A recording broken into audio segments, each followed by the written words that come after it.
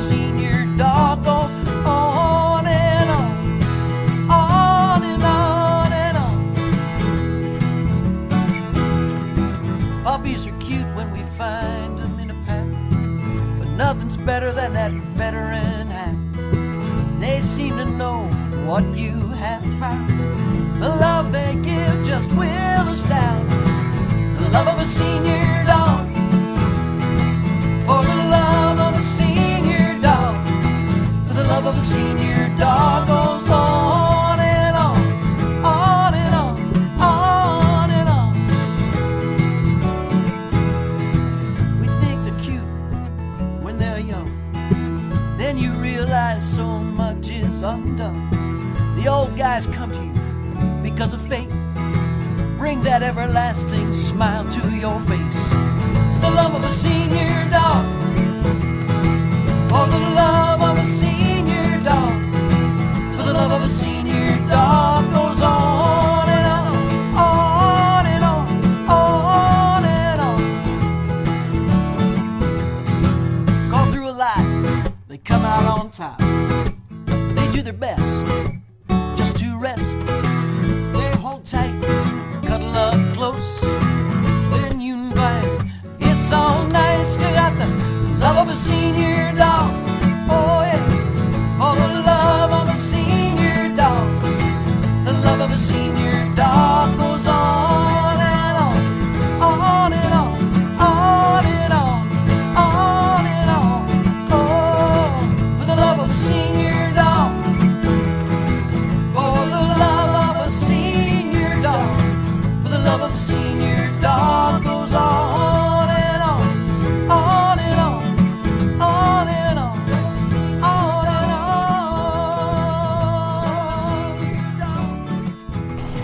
But that's what this is about. This night is about where we have come and how far. But our first speaker is someone, again, who probably needs very little introduction to most of you. Our first speaker is going to be Timmy Sullivan, who was very critical in getting the rescue village in Geauga County open, and whose work with PetFix, a marvelous, first mobile, now just wonderful, does everything, spay-neuter organization. She was also instrumental in the starting of that. Those are the things you know. I'll only tell you about the things you don't know. What you don't know is that, or some of you don't know, is that Timmy Sullivan is the person who mentored me and answered all of my questions and allowed me to drive her crazy back in 1999 and 2000 when I was just trying to start the sanctuary. I still quote a lot of the really wonderful advice that she gave me, and one was learn to say no, look in the mirror and practice saying no. And I still every now and then look in the mirror and go, no, I'm sorry, no. And the second best piece of advice was do one thing and do it well. And I have held on to that over the years because, you know, once you start to do something, then everybody wants you to do something else too. Well, oh, okay, you help old dogs, so, you know, take this old porcupine. Well, no, I'm sorry, we can't do that. But those were the two best pieces of advice I think I've ever had. Learn to say no and do one thing that you do and do it well. But I'm going to not talk any longer. I'm going to introduce Timmy and bring her on up here to talk about those early days in which she was so, so important and so helpful. Timmy Sullivan. And I really will never forget sitting at the table and listening to Deborah outline her vision for this sanctuary for senior dogs, and look what it's become. It's absolutely amazing. All right, I have to make a confession. I write for a living. I don't speak for a living. And so I'm going to do a little bit of both. So excuse me if I look down a little bit more than I should, but I have a point I really want to make, so I don't want to forget to make it. But many of you do know that I've been associated with Best Friends Animal Sanctuary for many, many years. And if you follow Best Friends, you know that they have recently taken on an extremely ambitious call to action to save them all. A lot of people are having a problem with that. Really good people don't like that call to action. Their concern is that other good people will misunderstand it, will think that that means no animal under any circumstances should ever be euthanized, that these good people will get in way over their heads, we'll become hoarders and we'll start causing the very pain and suffering that we're trying so hard to end. I understand that, I really do. But I don't look at it that way. For me, save them all is an aspiration, an amazing aspiration. It's the goal. But it's a goal that all of us who are working in animal welfare have to examine pretty much every single day in light of the resources we have available to us. For me, the call to action, save them all, means save every animal for whom we can provide a quality of life. And we're doing that. We're doing that all over the country with terrific TNR programs for feral cats, for cat nurseries, for the itty-bitties that always used to be killed as soon as they came into a shelter because we really couldn't provide any proper care for them, for survivors of puppy mills, my personal favorite for looking at pit bulls in a new way and trying to help them find homes. We're doing these things in a really good way, but there's still so much more to do. So, because this week does mark the 15th anniversary of a small organization that has dramatically expanded our ability to save them all by focusing on one specific group of dogs who used to have very, very little chance of getting out of shelters alive. The brainchild of one person, whom we all know and love here, the Sanctuary for Senior Dogs has, for 15 years now, been quietly taking what were deemed unadoptable older dogs out of shelters and finding those wonderful people who would give them terrific lives for the rest of their lives, or that failing, provided wonderful end-of-life experiences for those dogs. So I want to talk to you about two of those dogs that I had the honor of knowing. The first one is Ralph. I don't know whether do we have a picture of Ralph by any chance? But during those 3 months, every single morning he woke her up with a bump on the nose, which is my favorite greeting from a dog. Bump on the nose and a little kiss, and then as she worked during the day, teaching, because she was doing other things other than saving dogs, he would sit with his head on her lap. And they became very, very bonded. He also became the face of the Sanctuary for Senior Dogs. And that was the dog I wanted to euthanize. And then there was Georgia, the worst looking dog I've ever seen in my whole life. She appeared to have been a yellow lab. Black warts all over her body, and one eye was swollen completely shut. She was hideous. She really was. She would have won the ugly dog contest, hands down, no doubt about it. And so the supporter, which was a good thing for Georgia's case, that this was actually quite a large supporter, because I thought, oh my God, I have to really make sure I take care of this dog, because the supporter who brought her over said, you have to save the dog, you have to save the dog. But in my mind, I was thinking, ain't nobody gonna save this dog. This dog is really far gone. So I called Rescue Village, and I got one of the caregivers to come down and pick Georgia up. And she took her back to the shelter, and a couple of days later, actually the people who were working at the shelter fell in love with her immediately with all her lumps and bumps and things. But they really hadn't decided what to do with her when Deborah came out to do a regular volunteer job, and she, of course, took one look at this dog and said, I can fix this. So she took Georgia home, and I think you're the one, am I right, who removed the tumors, which turned out to be non-malignant, treated the warts with allergy medicine, discovered that this was an abscess, cured the abscess, and all of a sudden Georgia was a pretty darn good looking dog. But that was just the very beginning. Deborah enrolled Georgia in our brand new therapy dog program at Geauga Humane Society. And I will really never forget the night that Georgia walked proudly up to the podium and got her red bandana showing that she was a Geauga Humane Society ambassador. For the rest of her life, this dog that needed so much healing at the beginning spent her time healing and inspiring other people. And again, that was a dog I was ready to euthanize. So obviously the big thing about all this is that these dogs that Deborah and all of you who have worked with her over the years have been saving have taught me so, so much. I will never again discount a dog because he's old or unattractive. That just will never happen. But that's hard, and I think sometimes you look at these dogs and you just don't know.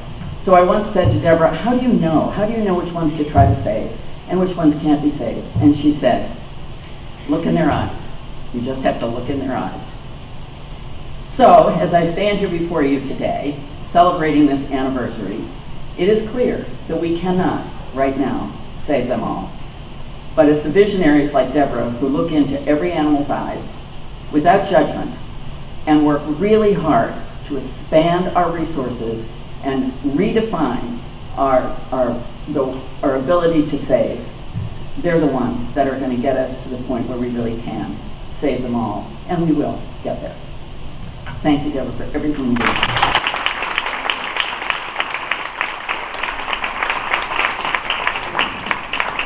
I'll tell you one thing that kept occurring to me while I was listening to that is I almost miss the old days.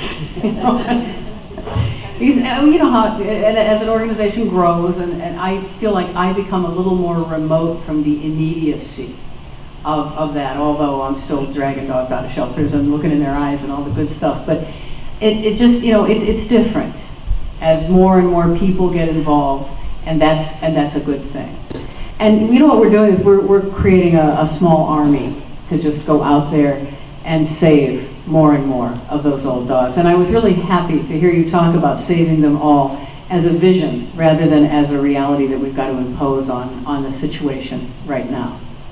All right, I'd like to introduce, for the second time really, our second speaker of the evening, whom most of you, I believe, know, Dr. Bob Litkovitz, also known as the legendary Dr. Bob, formerly of Gateway Animal Clinic and now of the Tremont Animal Clinic, the old dog specialist of Cleveland, Ohio. He said just old, but I don't think so. It's great to see everybody here out to support the sanctuary tonight. It's an amazing turnout. It's hard to believe it's been 15 years that this has been going on, which is 105 in dog years. Makes me feel a little older tonight.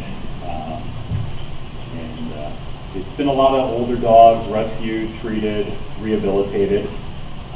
Several parts of the sanctuary's mission statement have allowed me to get to know some of these dogs for a long time, get to know them very well, providing quality of life for dogs rather than focusing on adoption, keeping therapy dogs, creating the permanent foster.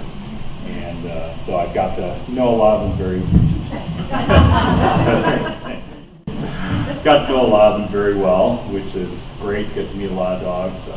Very sad in some cases when you lose them, or sad in all cases when you lose them.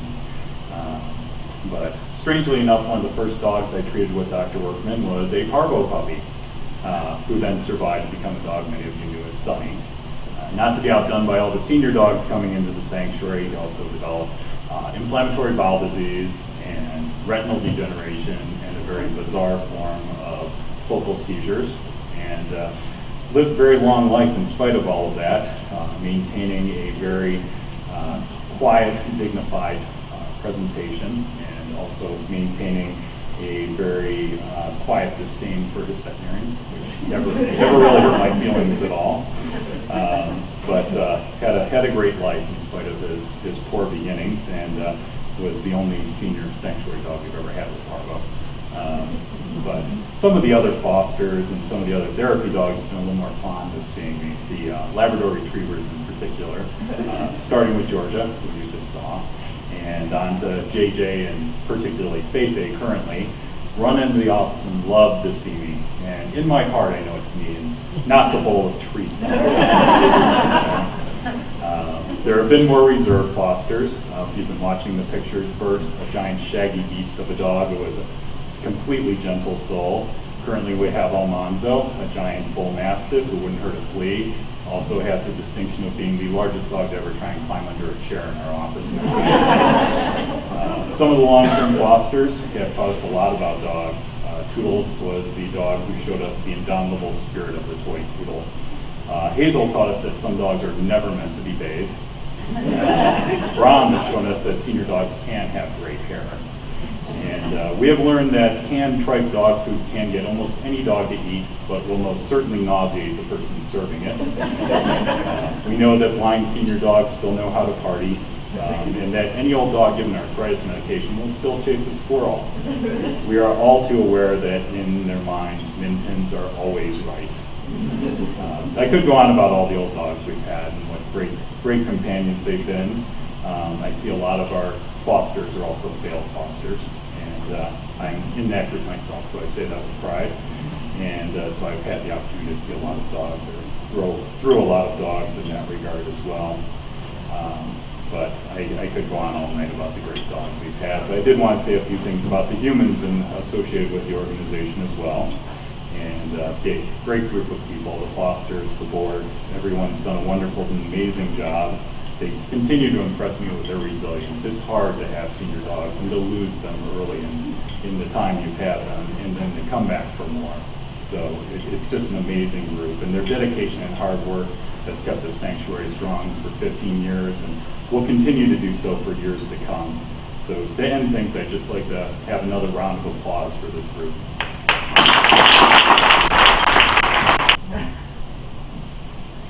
Thank you. I just, as Dr. Bob was talking, I pictured many times in Gateway with, sick old dogs on the table, or now in Tremont with sick old dogs on the table. And I think that the thing that impresses me most about Dr. Bob, although there are many things that impress me, is that he never gives up on a dog. He really doesn't. He's not one of these guys to say, well, the dog is old and maybe, there's always hope until we're absolutely sure there isn't.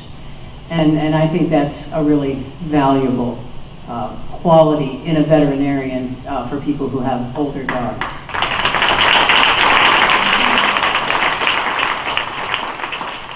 And our final speaker of the evening is again someone who needs no introduction to most of you. Bruce Kalinowski, meteorologist par excellence, but more important than that, supporter of old dogs for a number of years now. And I mean, his presence in the studio when an old dog was on the set was like no one or nothing before or after. Professional, but so caring and so really concerned with the dogs and that they get a good home. He's supported us for all of these years, so Bruce Kalinowski. Thank you very much. I'm not used to speaking in front of so many people, which is true. We've got one floor director in a television studio, that's it. Robotic cameras, there's no crowd, so this is a little strange for me. But it's been an education. And back in 2008, when I went to work for Channel 3 as a freelancer, they said, okay, you're going to be doing weekend mornings. Okay, fine, terrific. Part of that is that on Sunday mornings, we're trying to adopt some dogs. And you're going to be interviewing, this is the dogs? No, but we're trying to find homes for the dogs. I said, well, never did that before, that's interesting. And then usually the last Sunday of every month, Deborah would show up with one of the senior dogs. Now, I had no idea there was an organization that was looking at senior dogs. I mean, I adopted dogs from an APL, and that you hear about that all the time. That's great. I mean, the first dog we got as a couple was from the Atlanta APL. And I'll never forget that because we had a big year. In 1983, Laura was pregnant with child number 2. This is in the spring. My first son, Chris, at that time, let's see what, he was about 8 years old. And we were buying our first house. The Weather Channel had just started. We were just, 1 year into the Weather Channel. Who knows if that was going to last? And she was pregnant, due in November. So we had a lot of things going on once. I said, well, what we got to do is take it step by step. Don't pile it all on in October and November. New house, because we're supposed to get the house in October. She's due in November. And, we wanted to get a dog since we're getting into a house. So Chris and I went down to the Atlanta APL. And as luck would have it, they brought in a litter of like 6 new puppies. Just mutts, but 6 puppies. And they were all beautiful fawn brown colors. I mean, just like you'd see a deer roving through. And they're all sleeping on the floor and the blankets and the hay and everything. And then there was the black sheep of the family. He was chocolate brown, and he was looking for someone to play with. He was up and stirring around and going, and his other brothers and sisters, they're catching their Z's. Well, of course, my son Chris says, "That's the one I want, the one that's alive," you know? So I said, "Well, all right, you sure?" Yeah. I said, "Well, these others are so nice and fawn brown and pretty, and he's chocolate, you know?" "No, I want him. I said, "Well, okay." I said, "You pick the dog, but I'm going to pick the name." And I left the golf. And this was obviously the runt and the black sheep of the litter. So I said, "Well, in golf, that's called a bogey." So that became Bogey. Bogey became our new dog. And Bogey was crazy. He did a lot of weird things, but we got him from the APL. And he lasted about 15 years for us. And the funny thing about Bogey, though, was in his waning years, he would have occasional accidents in the house. You know, he just sort of couldn't control himself. He was getting up in years. And in Georgia, they have Carpets of Dalton, who call you on the phone and try to sell you carpet. Their mills are just up the road from Atlanta. And we sort of needed new carpet, but my wife says, "I'm not getting new carpet while Bogey is still Bogey." I said, "I know what you mean." And so they would call up and they'd say, "Hi, this is Carpets of Dalton. You know, we got a great special on whole house carpeting." You know, and well, yeah, that's great. We could use new carpeting, but my wife says, "We're not getting new carpeting until Bogey is gone." He's getting up there, so they said, "All right, you can try us back again." You know, about 6 months later, they call again. "Hi, this is Carpets of Dalton. We got a great new well, no, we've got an old dog, and he still has accidents in the house now, and, you know, call us back." Well, this went on for like, what, 3 years, 4 years? By 4 years, they would call back every 6 months. And we finally told them, we said, "Now, we appreciate you calling. We're going to get carpet, but I'll tell you what, we can save us both some problems. When you call up, just say, 'Is the dog still there?' And if he is, we're not buying. If he isn't, we'll talk." And this went on, I said, for about 4 years. They would call for about every 6 months. And finally, we had to put Bogey down in November, right about this time of November. And about 2 weeks later, 1st of December, "Hi, this is Carpets of Dalton. How's the dog doing?" "No, well, we're looking for new carpet. You want to come in?" So they came out and we got whole house carpet. And, you know, so it was great, you know, and Laura was happy. She finally got carpeting after all these years. And that's what? 3 months later, my son comes walking in from the neighborhood, the youngest, and him and his buddy found this black lab roaming around the woods around the neighborhood, filthy, dirty and stuff. And they came up to the house and they said, "Hey, Dad, look at this. It looks like Chopper." My brother lives in Aurora. He had a lab mix. He said, "It looks like Chopper. Look at this. This dog we found, he was just roaming around, no collar, no nothing, you know."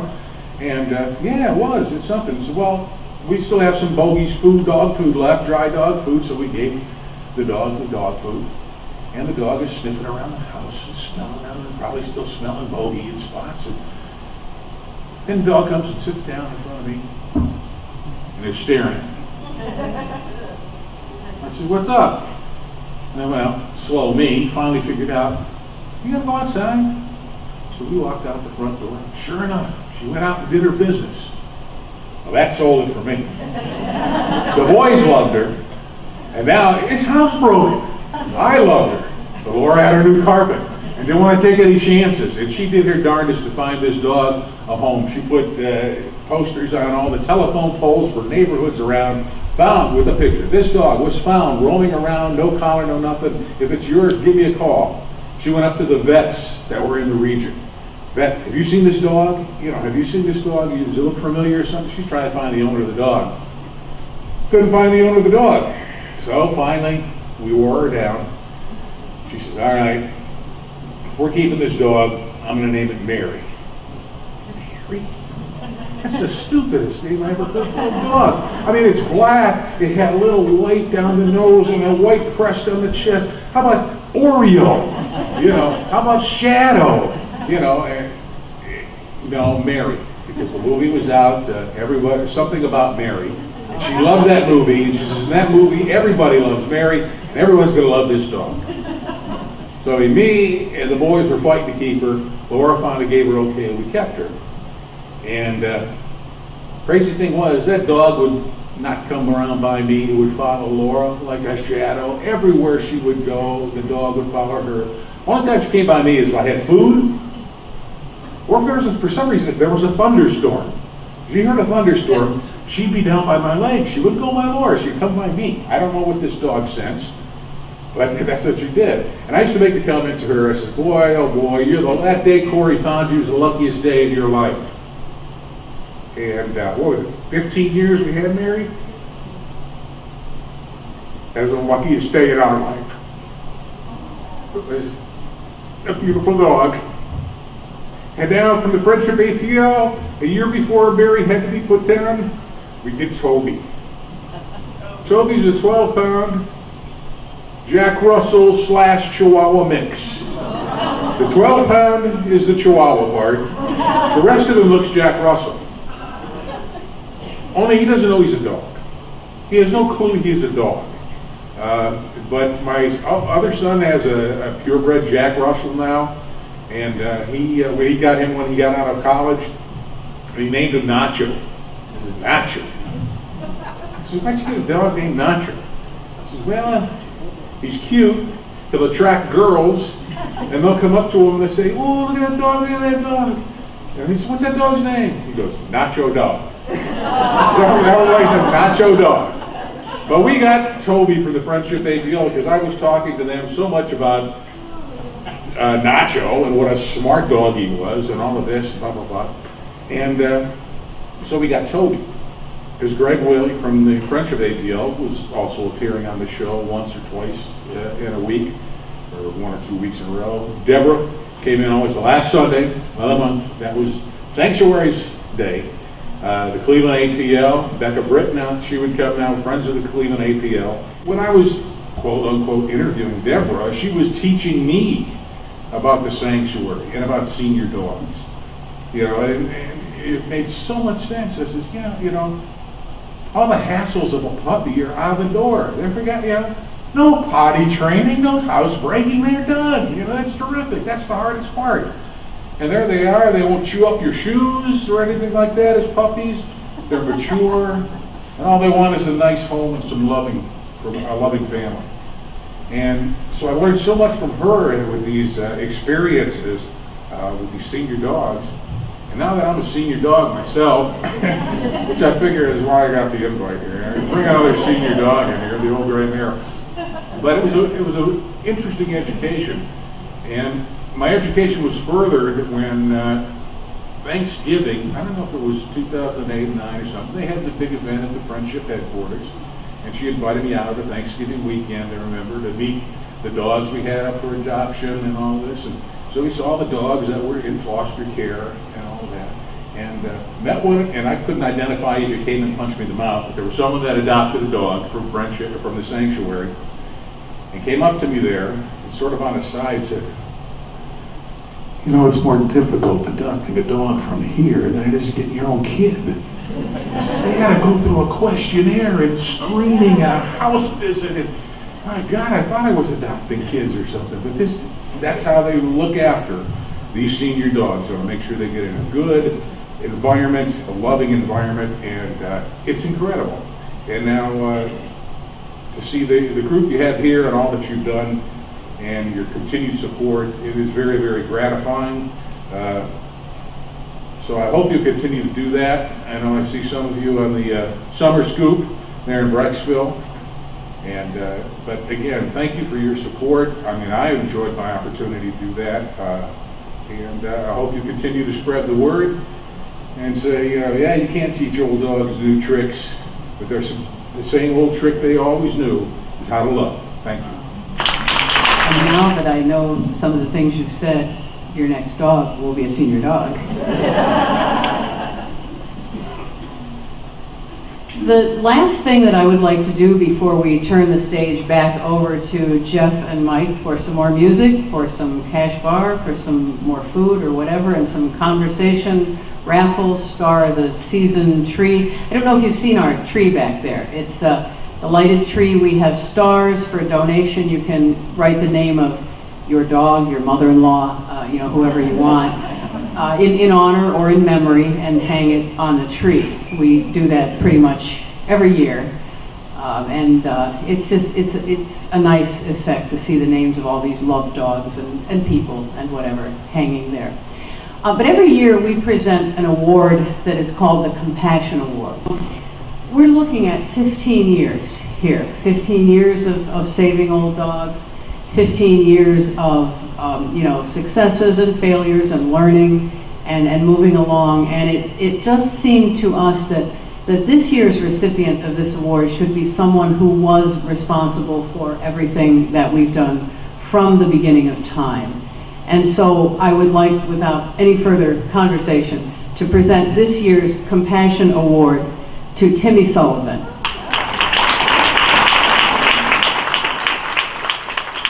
And I'll tell you what her plaque says. It says, before there was a sanctuary for senior dogs, Timmy was there offering guidance, support, and encouragement. She is truly the foundation upon which the sanctuary stands. Thank you, Timmy.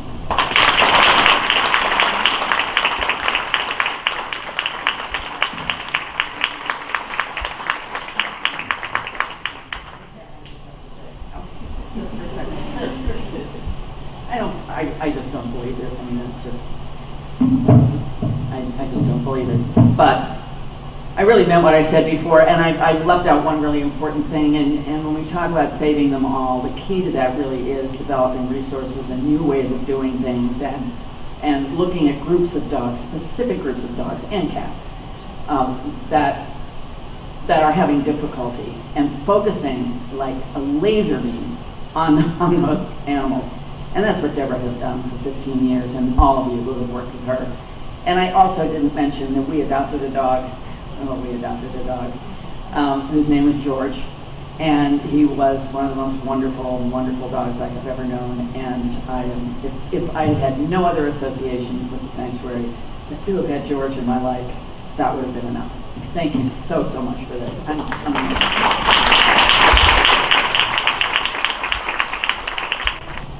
Oh, right, I would have forgotten, but before we get to that, she reminded me of something else too. I think every one of you on your way in the door met Ruth. Is this true? Ruth is looking for a home. So don't forget about Ruth, spend some time with Ruth. She's been with us for, gosh, a long time. Maybe a year or so, I think, about. I'm looking at Dr. Bob, he's going, yeah, maybe about a year.